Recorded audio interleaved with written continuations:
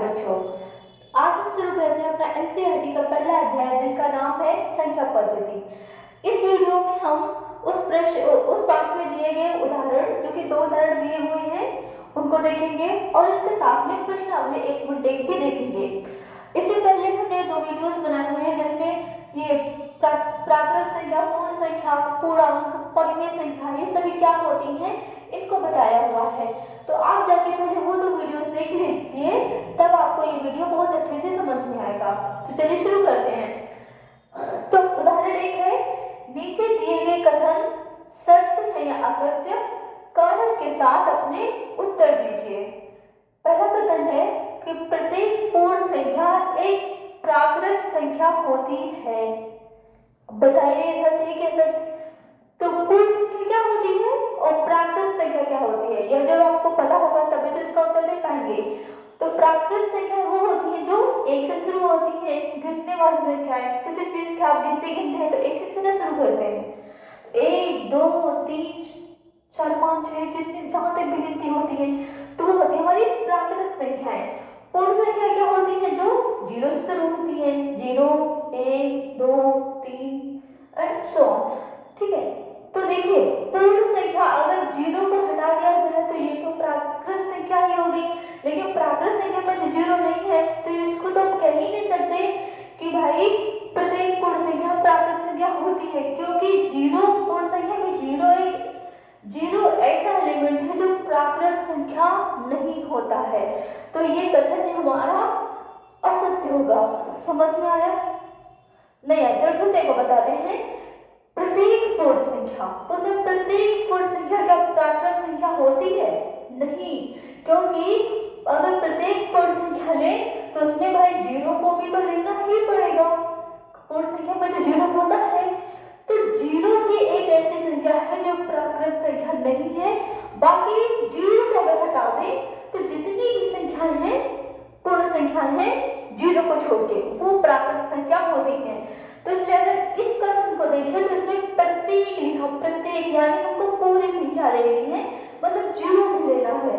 तो प्रत्येक पूर्ण संख्या की प्राकृत संख्या नहीं हो सकती क्योंकि उसमें 0 भी है। तो ये कथन क्या होगा? असत्य होगा। क्या होगा? असत्य। क्यों? क्योंकि जो 0 है वो 0 प्राकृत संख्या नहीं है।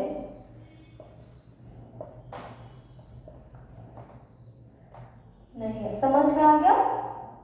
आगे चलिए दूसरा, प्रत्येक पूर्णांक एक परिमेय संख्या है। अब पता होना चाहिए कि पूर्णांक क्या होते हैं और परिमेय संख्या क्या होती है। तो पूर्णांक भाई वो होते हैं जिसमें 0 भी होता है, 1 भी होता है, 2 भी होता है और अनंत तक होते हैं। इधर -1 भी होता है, -2 भी होता है, -3 सो ऑन। ठीक है, तो प्रत्येक पूर्णांक और परिमेय संख्या वो होती है जो p बटे q के रूप में होती है। p बटे q के रूप में होती है, जहां p और q दोनों क्या होते हैं? पूर्णांक ही होते हैं और q हमारा 0 के बराबर नहीं होता है। तो ये परिमेय संख्या की परिभाषा होती है।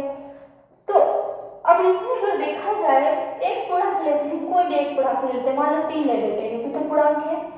इसके नीचे हमेशा 1 तो रहता ही है, क्योंकि किसी भी संख्या को हम 1 से भाग देंगे तो वही संख्या आती है। तो ये भी p बटे q के रूप में हो गया कि नहीं हो गया? और q हमारा 0 के बराबर भी नहीं है। ठीक है, तो क्या होगा? प्रत्येक पूर्णांक एक परिमेय संख्या है। तो इसके नीचे हमने ले लिया, तो इसके नीचे भी ले सकते हैं, इसके नीचे भी ले सकते हैं, इसके नीचे भी ले सकते हैं, इसी तरह सबके नीचे 1 ले सकते हैं। तो हर एक पूर्णांक भी परिमेय संख्या तो अपने आप ही हो जाएगा। तो ये भी कथन क्या होगा? ये कथन सत्य होगा, क्योंकि हाँ प्रत्येक पूर्णांक एक परिमेय संख्या होती है। तो ये कथन सत्य हुआ। ठीक, कोई भी कथन ले लेंगे, सॉरी कोई भी पूर्णांक ले लेंगे, उसके नीचे 1 लगा दो और ऑटोमेटिक परिमेय संख्या बन जाएगी। तीसरा, क्या प्रत्येक परिमेय संख्या एक पूर्णांक होता है। इसका जस्ट उल्टा पूछ दिया कि प्रत्येक पूर्णांक होती है। अब आप बताइए कथन सत्य होगा क्या सर? भाई पूर्णांक तो वो होते हैं जो p बटे q के रूप में लिखे होते हैं। अब जो सॉरी गलत बता रही हूँ, परिमेय संख्या वो होती है जो p बटे q के रूप में लिखे होते हैं। पूर्णांक वो होते हैं जो 0, 1, 2, 3, -1, -2, -3 ऐसे करके लिखे होते हैं। अब अगर हम 3 बटे 5 ले लेते हैं, मान लो 3 बटे 5 ये तो परिमेय संख्या हो गई, लेकिन 3 और 5 ये दोनों पूर्णांक है, लेकिन 3 बटा 5 ये पूर्णांक नहीं है। तो इस तरीके से ये कथन क्या हो गया? असत्य हो गया कि प्रत्येक पूर्णांक तो परिमेय संख्या होती है, लेकिन प्रत्येक परिमेय संख्या पूर्णांक नहीं होता है। हाँ, कुछ परिमेय संख्या पूर्णांक होती है, लेकिन प्रत्येक मतलब सभी, प्रत्येक मतलब सभी नहीं होती है। ठीक है, तो ये कथन हमारा क्या हो जाएगा? असत्य हो जाएगा। प्रत्येक परिमेय संख्या पूर्णांक नहीं होती है। आई बात समझ में? दूसरा उदाहरण, 1 और 2 के बीच परिमेय संख्या 1 और 2 के बीच 5 परिमेय संख्याएं ज्ञात कीजिए। देखिए, दो संख्याओं के बीच की अगर हम परिमेय संख्या निकालें ना, तो उसके बीच में अनेकों परिमेय संख्याएं होती हैं, अनेकों, मतलब आप उसकी गिनती भी नहीं कर सकते, बहुत परिमेय संख्याएं होती हैं। इसको निकालने के दो तरीके होते हैं, आपके बुक में भी दो तरीके बताए गए हैं, तो हम दोनों तरीके देखते हैं। पहला तरीका ये है कि अगर दो संख्याओं के बीच हमको परिमेय संख्या ज्ञात करनी है, जिन भी दो संख्याओं के बीच ज्ञात करनी है, मान लो एक परिमेय संख्या मान लेते हैं, एक संख्या मान लेते हैं r है, दूसरा मान लेते हैं s है। अब इसके बीच अगर बोला है कि परिमेय संख्या ज्ञात करो, तो क्या होता है कि दोनों को हम जोड़ देते हैं, दोनों को जोड़ दें और 2 से भाग कर दे, तो इनके बीच एक परिमेय संख्या निकल आती है। बात आई समझ में? दोनों को जोड़ के 2 से भाग कर दो तो एक परिमेय संख्या निकल आती है। इसी तरह अगर देखें, r की जगह पे 1 है, s की जगह पे 2 है, इसके बीच के एक परिमेय संख्या निकालो तो क्या निकलेगी? 1 और 2 को जोड़ेंगे और 2 से भाग कर देंगे तो कितना आ जाएगा? 3/2। यानी 1 और 2 के बीच में जो परिमेय संख्या होगी वो 3/2 होगी। तो अब एक तो निकाल ली, अभी हमें 5 और निकालनी है, 4 और निकालेंगे। तब 1 हो गया, 3/2 हो गया और 2 हो गया, लेकिन इनके बीच में बोला है, यानी हमको 1 और 2 को काउंट नहीं करना है। तो दूसरी, अब इन दोनों के बीच में निकाल लेते हैं, फिर इन दोनों के बीच में निकाल लेंगे, तो 2 परिमेय संख्या और मिल जाएंगी। 1/3 के एक और 3/2 के बीच में परिमेय संख्या निकाल तो कैसे निकालोगे? इन दोनों को जोड़ के 2 से भाग कर देंगे, तो जोड़ो 1 + 3/2, इधर जोड़ते ना, 1 + 3/2 बटे 2, इसको जोड़ेंगे, कैसे जोड़ेंगे? इसके नीचे इसको इसमें गुणा करो तो 2 × 2 + 3 ऐसे रहेगा, बटे ये वाला 2 और बटे ये वाला 2, तो 3 और 2 कितना हो जाएगा? 5/2 और ये वाला बटे 2। ये जो भाग में है इसके साथ इस 2 के साथ गुणे में हो जाएगा, तो 5/4 आ जाएगा। ये संख्या निकल गई 5/1 और 3/2 के बीच में परिमेय संख्या निकल गई 5/4। इसी तरीके 3/2 और 2 के बीच निकालते हैं, तो इसको कैसे निकालेंगे? 3/2 + 2/2 करेंगे, फिर इसका इसमें गुणा करेंगे तो 3 + 2 दूनी 4/2 और ये वाला बटे 2, जोड़ेंगे तो 4 5 6 7 आ जाएगा, ये वाला बटे 2/2। और ये वाला जो इसके साथ भाग में है, इस वाले 2 के साथ गुणे में आ जाएगा, तो हो जाएगा 7/4। इन दोनों के बीच में भी निकल गई संख्या। अब हमारी परिमेय संख्या होगी 1, इसके बीच में निकाले थे 5/4, फिर इन दोनों के दूसरी हो गई 3/2, फिर इन दोनों के बीच में निकाले थे 7/4 और फिर होगी 2। तो अभी इनके बीच में कितनी परिमेय संख्या निकाली है हमने? अभी 3 निकाले हैं, अभी हमको 2 और निकाले हैं, तो एक इसके बीच में निकाल लेते हैं। अभी जो 2 निकाले हैं, तो एक काम करते हैं, इनके बीच में निकाल लेते हैं, फिर इनके बीच में निकाल लेंगे। ठीक है, तो 5/4 और 3/2 के बीच में निकालो, तो कैसे निकालोगे? 5/4 प्लस 3/2 और 2 से भाग कर देंगे, तो कितना आ जाएगा? इसका इधर गुणा करो, इसका उधर गुणा करो। 5 × 10 प्लस 4 × 12 और इन दोनों का आपस में गुणा करो, 4 × 8 और बटे ये वाला 2 बराबर, इनको जोड़ो, 10 और 12 कितना हो गया? 22 बटे ये 8 और बटे 2, फिर ये वाला जो 8 भाग में है इसके साथ, इस वाले 2 के साथ गुणे में आ जाएगा।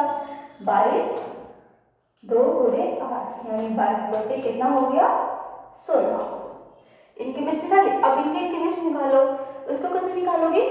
3/2 प्लस 7/4 बटे 2, फिर ऐसे करो, 4 × 12 प्लस 7 × 14, इनका आपस में 4 × 8 और सबके बटे 2, इनको जोड़ो, कितना आ जाएगा? 12 14 4 5 6 और 2 26 बटे 8 और बटे 2, तो 26 बटे 8 दूनी 16 हो जाएगा। यानी 5/4 और 3/2 के बीच में हमने निकाले तो निकले 5/16 और 3/2 7/4 के बीच में निकाले तो निकले 26/16। तो देखो हमारी 5 पर में संख्या निकल गई, एक ये, दूसरी ये, तीसरी ये, चौथी ये, पांचवी ये, इन सबको एक साथ लिख लेते हैं।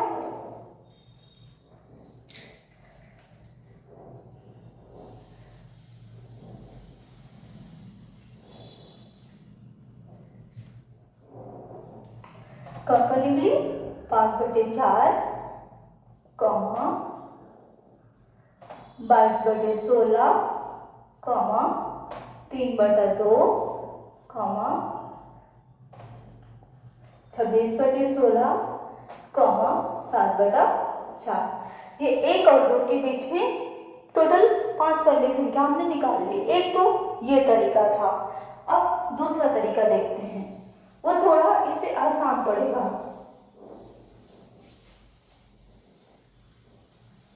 ठीक, ये था हल 1।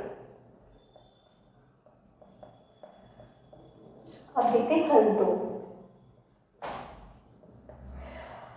देखिए दूसरा क्या है, 1 और 2 के बीच हमें कितनी 5 पर में संख्या निकालनी है, तो 1 और 2 के बीच 1 2 3 4 5 संख्या निकालनी है।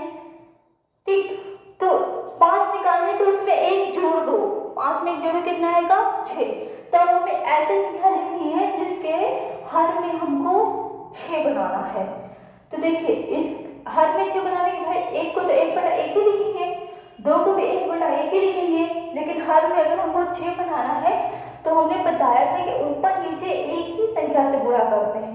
इसमें अगर हम 6 से गुणा करेंगे तब भी तो 6 आएगा, एक में 6 से गुणा करेंगे भाई, नीचे क्यों तो ऊपर करना पड़ेगा। से यहाँ इसको 6 बनाने के लिए 6 से गुणा करना पड़ेगा तो 6 आएगा। ठीक, अब अगर नीचे 6 से गुणा किया तो ऊपर भी हमको 6 से गुणा करना होगा, तो कितना आ जाएगा? ये 12 हो जाएगा। इतनी बात समझ में आई? अब क्या करेंगे, 6/6, फिर इसको लिखेंगे 7/6, इसको लिख सकते हैं 8/6, इसको लिख सकते हैं 9/6, इसको लिख सकते हैं 10/6 और ये हो जाएगा 11/6। सिंपल।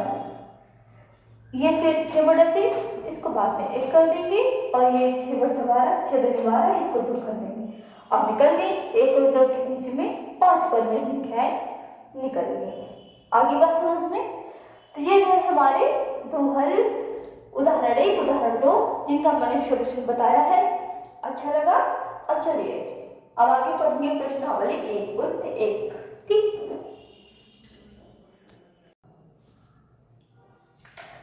तो बच्चों ये है प्रश्नावली 1.1 का पहला क्वेश्चन क्या शून्य एक परिमेय संख्या है?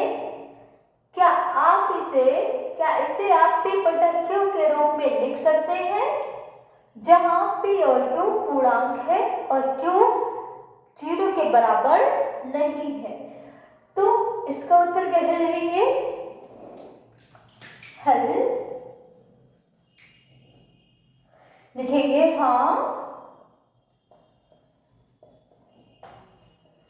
शून्य एक परिमेय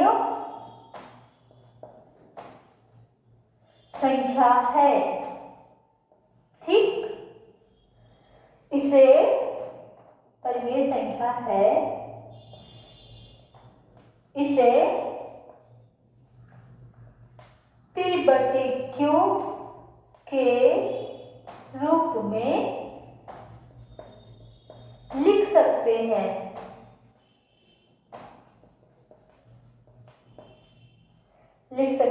जहां p q पूर्णांक है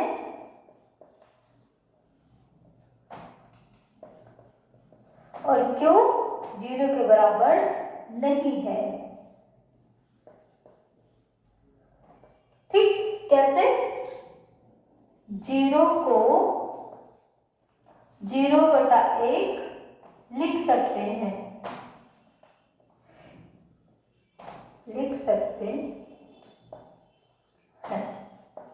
देखिए कल ही हमने बताया था कि किसी भी संख्या को अगर 0 से भाग देते हैं तब क्या नंबर आता है वो अभी तक अनडिफाइंड है, अनिश्चित है, पता नहीं चला है, इसलिए उसको हम अनंत लिखते हैं।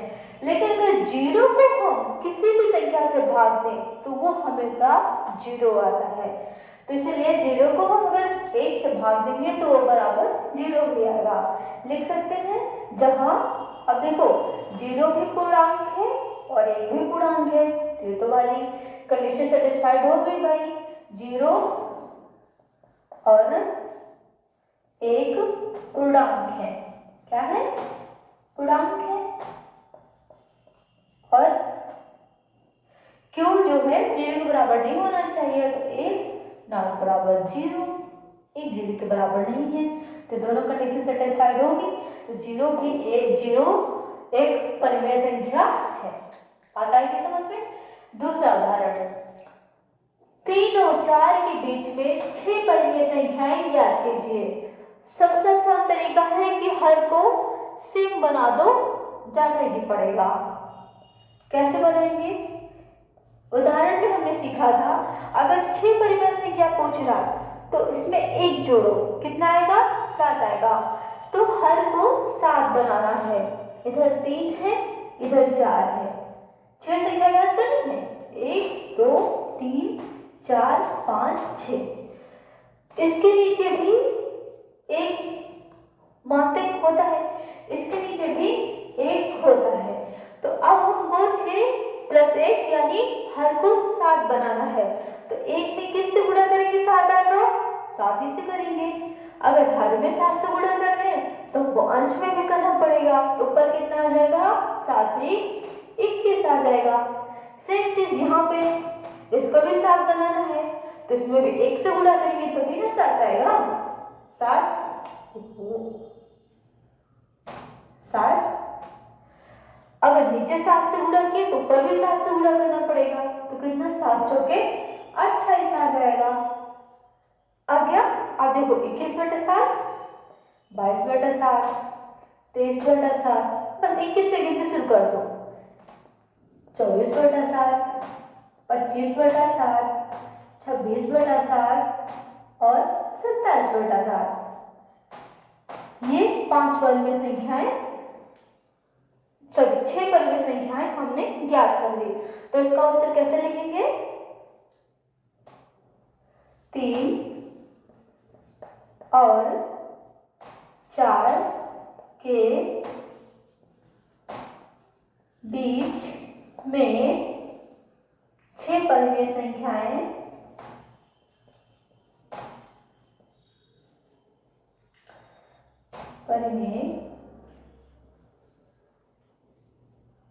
संख्याएं हैं। बीच की लिखना है, बीच की, यानी इनको और इनको नहीं मिलाना है। तो क्या होंगी? 22/7, 23/7, 24/7, 25/7, 26/7 और 27/7। इनको 7 चौके 28, इसको 4 ही लिख सकते हैं, और 7 से 21, इसको हम 3 लिख सकते हैं। 3 और 4 के बीच में आ गई। ठीक, ये आपका उत्तर यहाँ से लिखना है। बात आएगी समझ में? चलिए,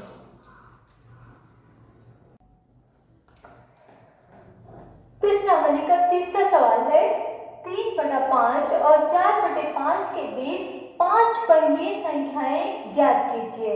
चलो इसको दूसरे तरीके से लगा लेते हैं। ठीक, इसका हल कैसे लिखेंगे? 3/5 और 4/5 के बीच 5 परिमेय संख्याएं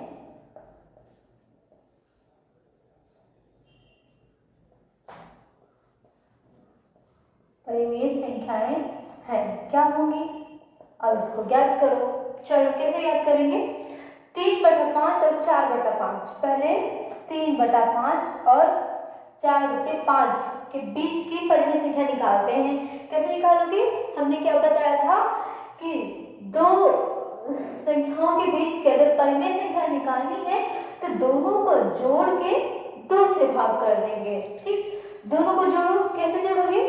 3/5 प्लस 4/5, माइनस का निशान को समझ लीजिएगा, संख्या निकालने कीजिए। 3/5 प्लस 4/5/2 कितना आ जाएगा? देखिए, अगर हर बराबर होते हैं तो जोड़ने में बहुत ही आसानी होती है। हर को केवल 5 ही लिख दो और 3 और 4 को जोड़ दो, 7/5 और ये वाला बटे 2 कितना आ जाएगा? 7, और ये इसके साथ गुणा हो जाएगा 10, यानी पहली परिमेय संख्या आ गई 7/10। 7/10। दूसरी, इनके बीच क्या आ गई? 7/10। अब दूसरी निकालनी है तो 3/5 और 7/10 के बीच में निकाल लेते हैं। ठीक, चलो निकालो। 3/5 और 7/10।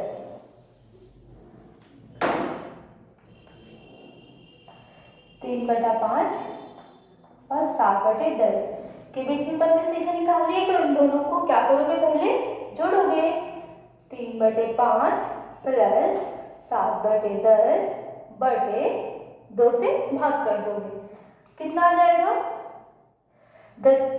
एक काम करते हैं, हर इसको भी बराबर कर लेते हैं, ज्यादा आसानी होगी। तो इधर हर 10 है, इधर हर 5 है, 2 से गुणा कर देंगे तो 10 हो जाएगा। तो अगर ऊपर नीचे 10 से गुणा करें तो ऊपर भी करना पड़ेगा। तो अगर ऊपर 10 से नहीं 2 से गुणा करेंगे 10 हो जाएगा, 5 दूनी 10 आ जाएगा। नीचे 10 से गुणा किए तो ऊपर भी, नीचे 2 से गुणा किए तो ऊपर भी 2 से गुणा करो, 2 दिया 6 हो जाएगा। अब जोड़ दो, हर बराबर है तो हर को 10 लिख दो, 7 और 6 कितना हो जाएगा? 13 और बटे ये वाला 2। अब 13 ये इसके साथ गुणेंगे 20। दूसरी परिमेय संख्या आ गई 13/20। हाँ, तो हमने 3/5 और 7/10 के बीच में निकाला था। अब 7/10 और क्या था? 4/5 के बीच में निकाल लेते हैं। अब क्या निकलेगा? बीच में हमने निकाला था 7/10, वो भी लिख लेते हैं। नहीं, कितना निकाला था भाई? 3/5 और 7/10 के बीच में निकाला है ना, तो ये आगे लिखी जाएगी यहाँ पे। 3/5 यहाँ था और 7/10 के बीच वाले निकालेंगे तो 13/20। ठीक, अब इन्हीं के बीच में निकालते हैं। 7/10 और 4/5 के बीच है। कैसे? इन दोनों को जोड़ देंगे। 7/10 प्लस 4/5/2 से भाग कर दो। इसको भी सेम वही चीज करते हैं, हर बराबर कर लेते हैं। यहाँ 2 से गुणा कर दो, यहाँ 2 से गुणा कर दो, नीचे आ जाएगा 10, ऊपर 4 दूनी 8। हर बराबर है, हर को 10 लिखो, इनको आपस में जोड़ दो, कितना हो गया 15 और बटे ये वाला 2। अब ये वाला 15 और ये इसके साथ गुणे में हो गया 20, यानी 7/10 और 4/5, बीच में जो परिमेय संख्या निकली वो निकली है 15/20।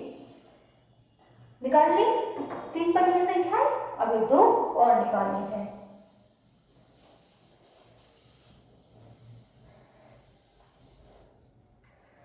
अब क्या करते हैं, इन दोनों के बीच में निकाल लेते हैं, फिर इन दोनों के बीच में निकाल लेते हैं। तो 13/20 और 7/10 के बीच में कैसे निकालेंगे, 13/20 और 7/10 के बीच में निकालो। कैसे, इन दोनों को जोड़ो, 13/20 प्लस 7/10 और बटे 2 से भाग कर दो। सिर्फ यहाँ भी करते हैं, यहाँ 20 है तो हर को भी, इस वाले हर को भी 20 बना लेते हैं, तो हो जाएगा 13/20 प्लस, इसको 20 बनाने के लिए 2 से गुणा करना पड़ेगा, तो 20 हो जाएगा, 10 दूनी 20, नीचे गुणा किए तो हमें ऊपर भी करना पड़ेगा, तो 7 दूनी 14। ये में जोड़ देते हैं, सबके बटे हो जाएगा, हर बराबर है तो 20 लिख देंगे, इन दोनों को आपस में जोड़ देंगे और 27/20 और ये वाला बटे 2, ये वाला 27 और 20 इसके साथ हो जाएगा, गुणे में हो जाएगा 40। तो इन दोनों के बीच में निकालने संख्या 27/40। सेम इसी तरीके इन दोनों के बीच में निकाल लेते हैं, 7/10 और 15/20 निकाले तो इन दोनों को जोड़ देंगे, 7/10 प्लस 15/20 बटे 2 बराबर सिम, ये 20 है, इसको भी 20 करो, 2 से गुणा करो, 20 हो गया, 2 से गुणा करो 14 हो गया। ठीक, इन दोनों को हर बराबर है तो 20 ही लिख दो, 14 और 15 जोड़ो कितना आ जाएगा 29 बटे ये वाला 2, करोगे तो 29 और ये 20 दूनी 40 हो गया, यानी इन दोनों के बीच में निकाले संख्या 29/40। अब हमें पांचों परिमेय संख्या मिल गई, एक बार शुरू से लिख लेते हैं, 13/20 7/10। चलो कौन कौन से परिमेय संख्या निकाली, सबसे पहले निकाली 13/10, फिर 13/20, तो 13/20 निकाले थे ना, 13/20 और 7/10 के बीच में निकाले 27/40, 7/10, फिर 7/10 और 15/20 के बीच में निकाली 29/40 और अंत में 15/20 होगी 5, 1 2 3 4 5। आगे से उसमें ये थोड़ा लंबा पड़ता है भाई,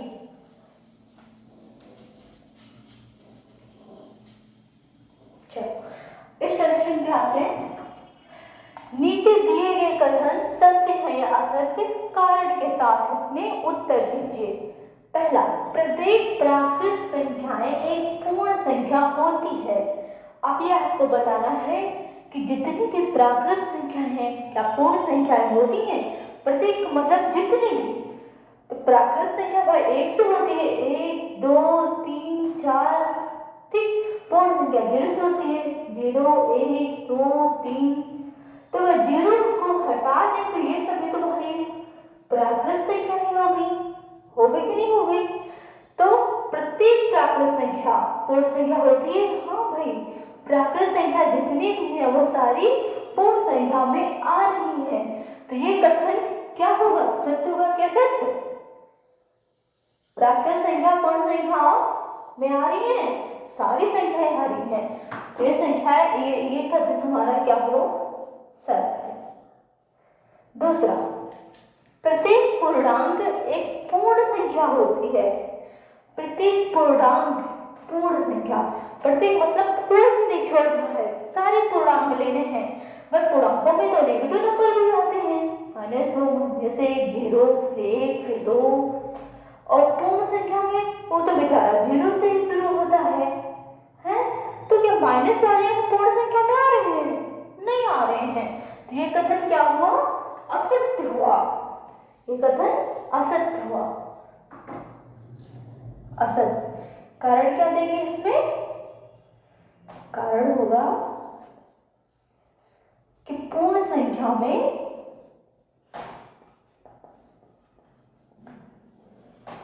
ऋणात्मक संख्याएं नहीं आती हैं।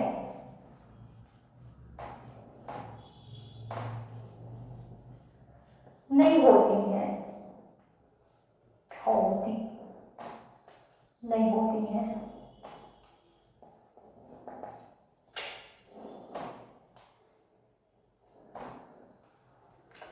चलो लास्ट क्वेश्चन।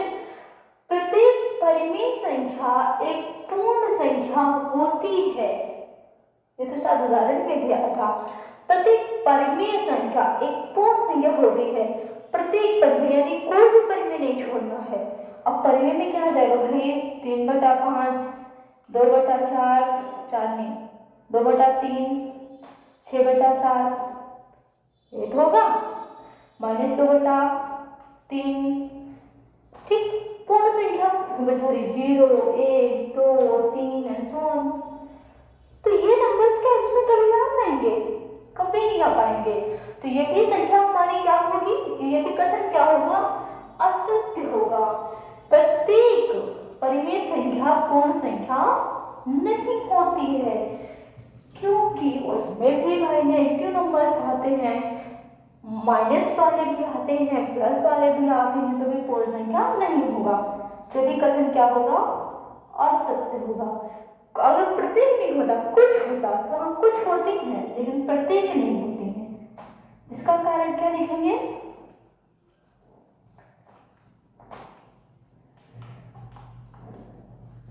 इसमें भी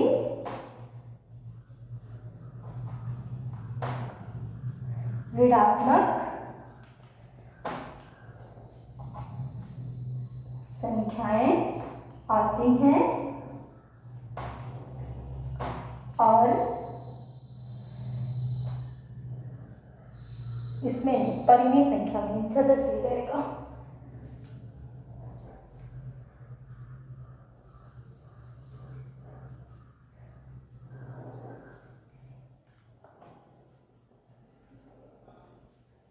परिमेय संख्या में ऋणात्मक संख्या आती है और ये P/Q के रूप में होती है, रूप में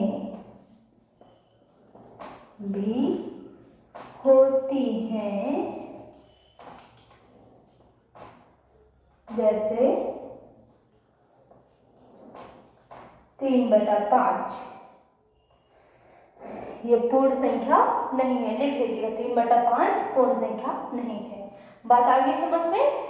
अच्छा, इसका कारण क्या देंगे? प्रत्येक प्राकृत संख्या एक पूर्ण संख्या होती है, तो ये कथन होगा सत्य। कारण हाँ भाई, क्योंकि प्राकृत संख्या 1 से शुरू होती है, पूर्ण संख्या 0 से शुरू होती है, लेकिन प्राकृत संख्या पूछ रहा है तो पूर्ण संख्या में 0 तो आता है, 0 को हटा दे तो सभी प्राकृत संख्या ही होती है। बात आ गई समझ में? अच्छा, इसका शॉर्ट ट्रिक बताएं?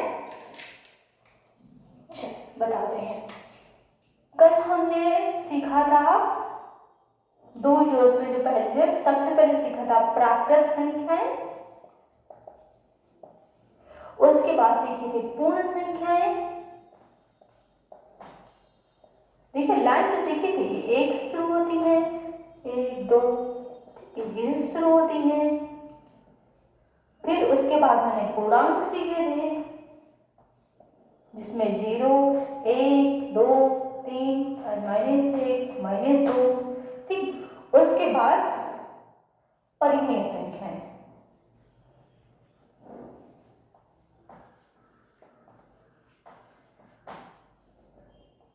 ये P/Q के रूप में होती है। P और Q क्या होंगे? पूर्णांक,